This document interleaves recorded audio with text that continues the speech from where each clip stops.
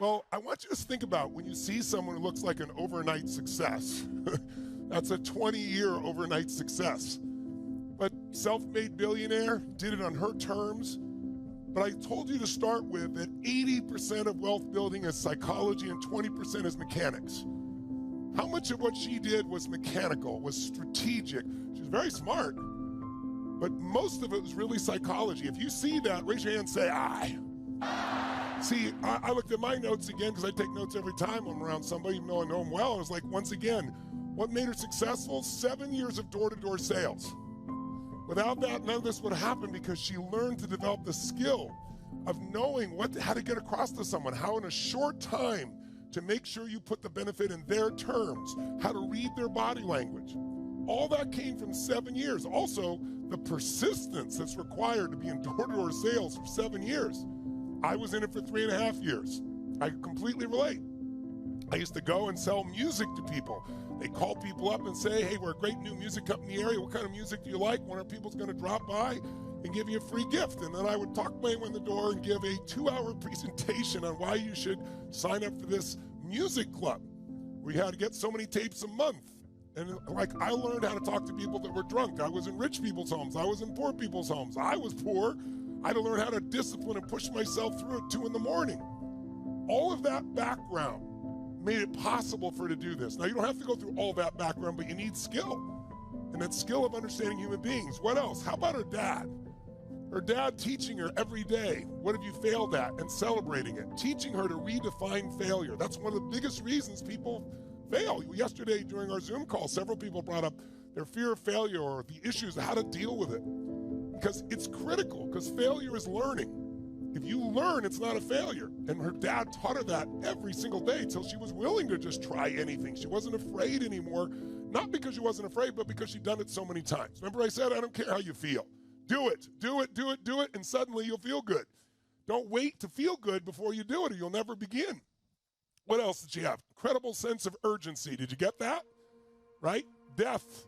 Death made her remember, hey, I'm not going to be here forever. We get one shot. People forget that, but that sense of urgency made her drive. Then how did she find her way? Because many of you have a vehicle. How many of you already have a financial vehicle, meaning you own your own business or a beginning one? Let me see your hands percentage-wise. Huge percentage. How many of you don't yet have a vehicle, meaning you're just all you have currently is a job or a career? You don't have a vehicle of your own economy per se, okay? So how did she find that vehicle? She asked. So, my teacher, Jim Rohn, used to say, ask and you shall what? Receive. It's a pretty good formula, right? It's in the good book.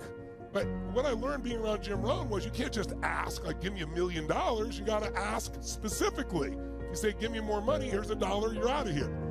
So ask specifically, jot it down. If you're going to ask for something, you got to ask specifically. But you also, secondly, have to give something first. You have to add value to them first. Some of you are in the darkest of darkest valleys. I don't know what you're going through, but I know what you need. Hope. And I want you to know that beautiful things can come from your broken pieces when you give your broken pieces a chance. You, me, or nobody is gonna hit as hard as life. But it ain't about how hard you hit.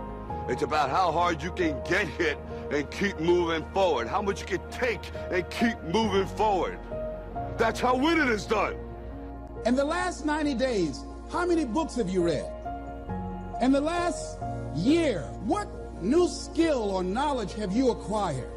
What kind of investment have you made in you? So I'm saying that as you begin to look at where you want to go, if you want to make it today, and things are changing so fast, you have to literally run to stand still. I'm saying that you've got to make some conscious effort to begin to work to develop you. Your gift will make room for you. Now, what is your gift? It's the thing that you do the absolute best with the least amount of effort. That's your gift. Quit running away from the gift. Your gift will make room for you. Stop trying to be something you ain't gifted at. How to turn nothing into something. How tangible are ideas and imagination? Ideas that become so powerful in your mind and your consciousness, they seem real to you even before they become tangible. Imagination that is so strong that you can actually see it. You can actually see it. If somebody cannot see it when it is not here, then it will never be here. There's joy in the journey. I want to be a billionaire. Where I'm at right now, oh, please understand I'm cool. But if I could get $1 billion, though, if you destroy the dream, the Bible says a man without a dream or vision shall perish. It never mentions if you don't have an education. Today, for an entrepreneur to think big, piece of cake today. So whatever the big thinking idea is that I have, I need confidence to be thinking bigger. And confidence happens with smaller victories. A big victory is a combination of many, many small victories that didn't stop after another one. You have one victory, boom, go get another one, and another one, and another one. All of a sudden, you have a massive victory. The bottom line is, no one's coming. No one. No one's coming to push you. No one's coming to tell you to turn the TV off. No one's coming to tell you to get out the door and exercise. Nobody's coming to tell you to apply for that job that you've always dreamt about. Nobody's coming to write the business plan for you. It's up to you. And because you're only ever going to do the things that you feel like doing right now or that feel good right now, unless you understand that you've got to parent yourself, you got to push yourself. I'd like to ask you to take a look at any place you've got a limitation and ask yourself, when did I decide to accept that limitation? Think about it. It doesn't matter what's happening, quote unquote, in the marketplace. People that make money find a way to make money no matter what, don't they? I mean. And the question is, if you died today, what dreams, what ideas, what talents, what books, what music, what leadership, what voice will die with you? Miles Monroe, great orator and speaker, said the wealthiest place on the planet, it's not in the Far East where there's oil in the ground. It's not in South Africa where there are diamond mines. He said the wealthiest place on the planet is the cemetery. Because there you'll find greatness that we've never seen. There you'll find talent and genius and potential never actualized. Perhaps that's why Henry David Thoreau wrote the words, "Oh God, to reach the point of death, only to realize that you've never lived." Maybe that's why some unknown writer wrote the words, "What if you live your whole life only to discover that it was wrong? That it was wrong. That you were chosen to do something else and you didn't do it." This may be the biggest problem we face as a society. People don't remember that skills have utility. They let you do something. You don't learn to build a house to impress your parents. You learn to build a house so people can live in the house you build. And once people understand that, like, holy shit, you're building this house so somebody can live in it, build a home in it, have a family, be sheltered from storms, like, it's a real thing, man. And so all of that effort and energy you went into, I have the chills right now, is so you can create that moment for yourself, for other people. It is something so much more than going to architecture school, which maybe you went to because your parents wanted that and they were architects. And so you do that thing for that and you forget that the whole reason you became an architect was to build houses. And so once people realize, oh, I'm putting all of this time and energy to build these things because they let me do something. What do I want to do? What do I want to give? What do I want to create? When you look at skills from that perspective, it is being a superhero. It is being a superhero. You're going to collect these abilities. These abilities actually let you do something. The fact that Superman can fly allows him to save people, allows him to do things other people can't do. We all have this opportunity to become capable of the extraordinary, to be able to do things other people can't do.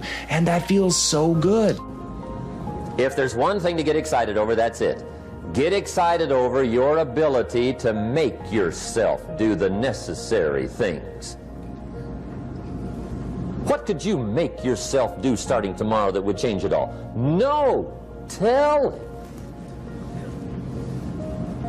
it. Now, see, that's exciting. On any given day, you can massively change the direction of your life. Murder is a clear example that any one person on any given day can forever alter the course of their life. It just happens to be a negative act. But just as sure as you can commit a negative act, you can also commit a positive act and forever alter your life whenever you wish. Now that's exciting. And whatever that act might be that changes your life. The guy finally takes a shotgun to his car and blows out every window, destroys every tire, puts 100 rounds in this shabby old thing. And he says, I have driven this embarrassing thing for the last time. And not only will I never drive it again, nobody else will ever drive it again. And he lets that shuddering thing stand there for a while as a monument to the day he said, today my life changes. Now who can do that? Anybody. When can you do it? Whatever day you pick.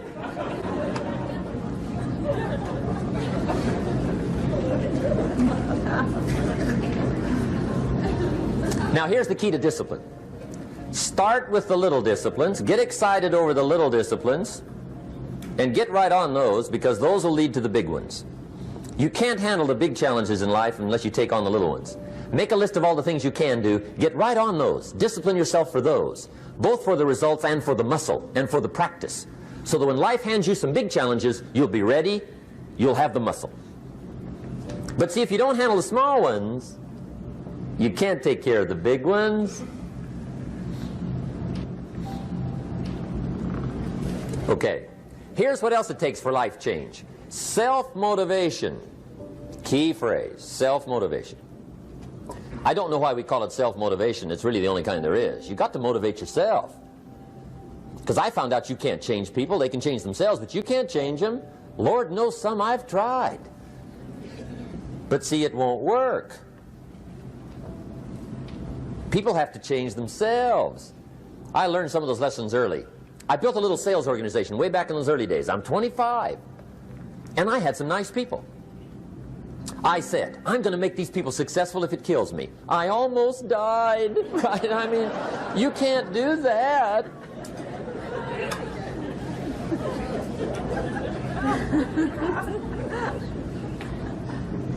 See, I've discovered this. Good people are not trained, they're found. You find good people. You don't make them good, you find them good. Training really is for the purpose of finding good people. You don't need much instruction for a good person. Too much training probably means you got the wrong people.